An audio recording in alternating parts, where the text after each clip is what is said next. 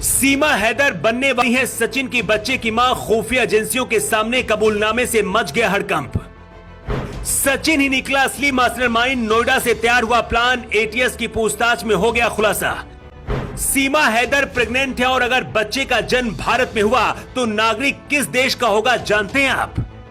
जैसी खबर फैली कि सीमा हैदर प्रेग्नेंट है, सीमा और सचिन दोनों को अलग कर दिया गया है। मतलब जो सचिन सीमा हैदर अब तक पति पत्नी की तरह एक साथ कमरे में रहते थे, सीमा हैदर सचिन को अपना पति बताकर खुद को सीमा मीणा बता रही थी। कहानी में बहुत बड़ा ट्विस्ट आ गया है।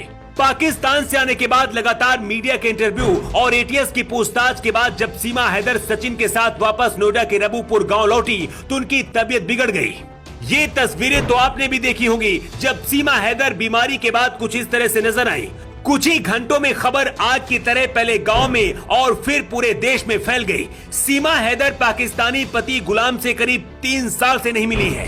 क्या सीमा हैदर प्रेग्नेंट है और सचिन पिता बनने वाले हैं? इसका खुलासा खुद सीमा हैदर ने मीडिया के सामने कर दिया है।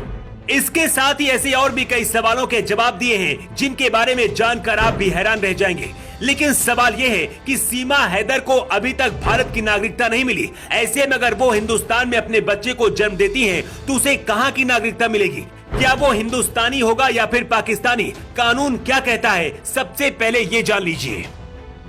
भारत का कानून कहता है कि 1 जुलाई 1987 से 2 दिसंबर 2004 के बीच भारत में जन्म लेने वाला ऐसा कोई भी शख्स जिसके जन्म के समय उसके माता या फिर पिता में से कोई भी एक भारतीय नागरिक हो तो उसका बेटा भारतीय नागरिक कहलाएगा।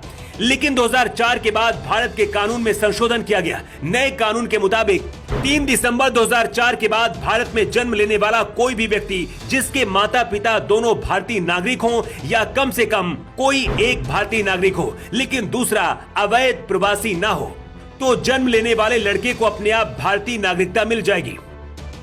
मतलब अगर सीमा और सचिन की प्रेम कहानी 3 दिसंबर 2004 से पहले की होती तो दोनों के बीच से जन्म लेने वाले बच्चे को भारत की नागरिकता अपने आप मिल जाती। लेकिन सीमा हैदर अवैध तरीके से भारत आई हैं और नए कानून के मुताबिक अवैध तरीके से आए प्रवासी के बच्चे को भारत का कानून नागरिकता नहीं देने की बात कहता है। सीमा हैदर की तबीयत खराब होने के बाद जब उनसे रिपोर्टर ने सवाल किया कि क्या आप सचिन के बच्चे की मां बनने वाली हैं, इसके जवाब में सीमा हैदर ने कहा है लक्षण तो ऐसे ही है लेकिन अभी डॉक्टर की रिपोर्ट सामने नहीं आई। डॉक्टर की रिपोर्ट का इंतजार है, इसके बाद ही पता चलेगा कि आखिर सच्चाई क्या है।